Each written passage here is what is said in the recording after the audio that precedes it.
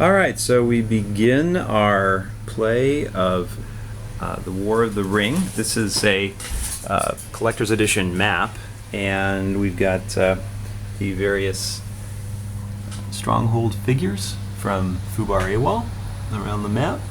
And in addition, we've replaced the standard collector's edition figures with a set of painted miniatures, also painted by Fubar Awal, in the various colors: red, yellow, blue, green.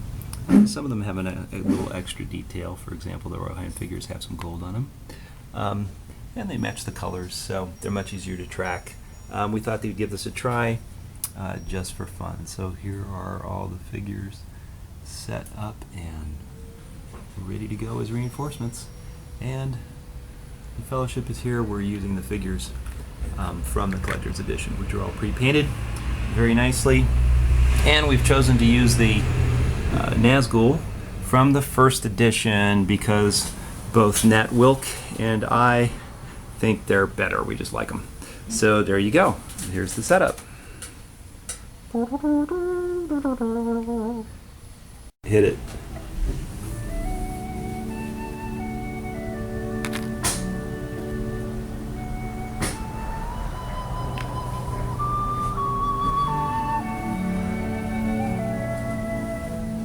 Okay, it's turn 3, and 2 large shadow armies are now marching on Gondor, and the new power is Rising card came up, so I got to recruit 6 units in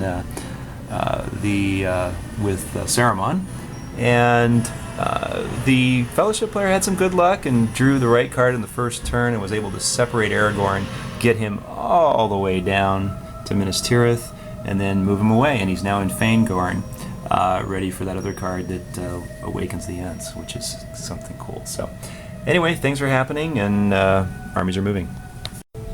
Okay, at the end of turn 3, the elves are now at war, as is Gondor, and that occurred during this turn, and Gondor is now under siege. Shadow Army did quite well getting through Osgiliath and blew right in, and we have a army in Helm's Deep. Was able to recruit 1 elite before it retreated, which is good for the Free People player. Just a quick comment on the color painted pieces. This is an example of an elven leader. The process used to paint this was a base coat of spray paint, followed by a wash that was brush applied, and this was done in a dark green wash over the lighter green color of paint. All the leaders have a silver flag in the game, regardless of which faction they're with. And then on top of this, a dull flat clear coat was applied, which is actually a lacquer, which protects the paint underneath. Here's another example of a unit with a leader unit with a flag. You can see that this dark blue is used as the wash, thus sinking into the crevices and highlighting all of the detail. So a little bit, quite a lot less than a detail painting, but much more than just a quick spray paint. Another little addition here, we are using the dice boards. So the dice are lined up where they should be. It's much easier to see what the situation of your opposing player is as to how many dice they have left of what type.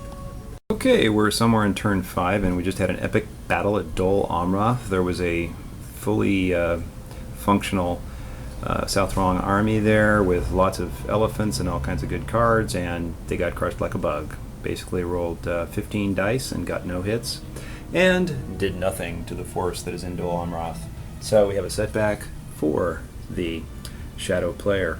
In Orthanc, the big army got shuffled, left some dudes behind, and now Helm's Deep is under siege, lots of elites, full complement army of 10. We got 4 units in siege with a leader there, and Gandalf is now dead. He has yet to enter the game, and got some big armies hanging around Minas Tirith that haven't moved for a while. And I got that cool card that allowed me to recruit some Easterlings up there and a few more Southron down here. So that's the situation for the Shadow player. The poor Free People player has had 4 chits drawn, and they've all been reveals. So the Fellowship is pretty much dead in its tracks. In where are we? We're in Old Ford. So, Fellowship's not moving, but, you know, hey, only 2 corruption. Life isn't so bad. We have lost a number of folks out of the Fellowship at this point. Some of them have left, and, of course, Gandalf died, and he'll be back as the White very soon. And, as if the dice have a memory, in the first battle at Helm's Deep, the Fellowship player rolled a bunch of crap, and the... oh, wait a minute, I haven't done my reroll yet. Let me wait for Gavin to get back, and we'll do that then. But got 3 hits to start with, and of course I've got tons of elite there, so we'll be re-rolling. After the re-roll, we've got a final of 4 hits, so Helm's Deep goes in one furious blow. Okay, on this turn, the Free People player played the Dead Men of Dunhauer card, and Aragorn had moved down to Fangorn into Edoras, and then he showed up on the other side of the mountains in Lemedek with the Dead Men of Dunharrow, and of course we've got our little beat-up crew here. We got a bunch of other Shadow player units there, and also on this turn the minions of Saruman swept across, what's the name of it? Rohan. Okay. Alright, on this turn I lawyered up, or Nazgul'd up actually, and I've got all 8 Nazgul on the board now. They're all over the place, but most of them are right here in Lamedon. And so let's see, Gondor did a lot of recruiting, and he's got a bunch of guys in Dol Amroth now. He's pretty much out of dudes in the reinforcement area. And I've got this massive army ready to roll into Dol Amroth. We're going to go again. Okay, on that turn, we had the big battle in Dol Amroth, and you can see that the Shadow Army is much reduced. Dreadful Spells was played, figured greatly in the battle. It allowed me to, because I had 5 Nazgul, roll 5 dice. On 5s and 6s I eliminated units in the stronghold, and that prepped them, and then we went a couple of rounds of battle, and my force got reduced, but I ended up taking Dol Amroth out of the track. I'm now at 8 points, need 2 more to win the game. Fellowship is in Lorien. They've moved to, they're hidden, and so they could be anywhere between Lorien and Mount Doom. And the Shadow player is building up in this corner. Lots of mustering. The Witch King entered play. The old version of the Witch King, the Black Captain, swapped out the Chief of the Ringwraiths since I'm no longer chasing the Fellowship at this moment. Going to go for the kill, and that's where we are right now. Okay, on the this turn, 10th, 11th turn, something like that, this is the Shadow player roll. Very few army actions and only 1 character action, a bunch of eyes. And as a result, with all those musters built up, the Easterlings are ready to go to war. We've moved all the Nazgul up there. We got a fully functional army there. We got 1 in process here. Chose not to move into an enemy territory because I didn't want to activate the dwarves and send them to war. They're not quite there yet. And the Fellowship moved several times, and we added a bunch of tiles to the Mount Doom pool. As soon as the Fellowship is declared that area, we'll shove those in the bag and they'll become part of the mix. So we're still at 8. And the Fellowship is 4 movements away from Lorien at the moment. So they're somewhere pretty close to Mount Doom. Okay, I have to chime in here at the beginning of the next turn. This was my roll. That's what I ended up with on my board. I got no armies, 1 character, and a ton of eyes, and I only put 1 in the pool there. So, whoops, and it looks like the Galadriel die rolled the star, so in she goes. So that adds another eye, and she's going to be out of the game at the beginning of next turn. So, looks like the free player got a break. Shadow's going to have a very difficult time taking anything this turn with that kind of roll. As if a tit for tat, my first play with a muster die was requiring the Free People player to discard all of their Will o' the West dice. Well, it just so happens that on this turn, the Free People player rolled 3 Will o' the West, so it's going to be a pretty much nothing turn. Okay, as predicted, that was pretty much a nothing turn, but we've got the epic battle that's about to happen up here in Erebor. I was able to move that army up from Southrune using the Shadows Gather card, which allows me to move an army up to 3 regions, which I did. I moved from Southrune to Erin Hills, and then I got a bunch of dudes already in there keeping the dwarves in, what's that called? they're in under siege. So that's where we stand, and the Fellowship is in North Ithilien, revealed at the moment. Alright, the epic battle in Erebor did not go well for the Shadow player. He ended up retreating his whole army and got just thrashed. Gandalf did his job, and the Free People player is rebuilding in that area. Doesn't look like we're going to have another counterattack up here, who knows.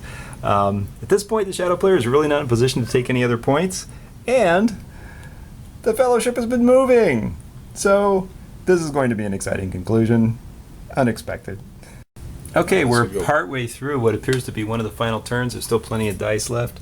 The Fellowship is 2 away from a victory, and there was a card played that consolidated this army down here, this Orthanc army, which is now moving up through Fangorn toward Lorien. So the Shadow player does have a chance to possibly get his 2 victory points before the game end. And right now there are 4 dice in the hunt pool, and if the Shadow player draws a eye tile, that will completely corrupt the Fellowship. So we are very close to the end here. He'll move 4 to the 12. That'll be it for him. So very, very close game. Very exciting conclusion. Looks like a good one. Okay, same turns. Looking like the final one, but could be another one. And the Shadow player's playing an army die and attacking Lorien. Here we go. This is the big epic battle. Okay, it turned out to be a bit anticlimactic because as the Isengard army moved in, the dwarves moved into siege into their stronghold, but there's another army die, so we'll still get to it this round.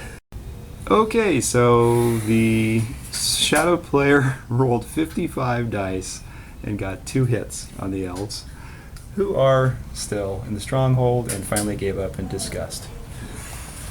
Okay, going into the final round, 3 eyes in the hunt pool. 1 was placed, 2 were rolled.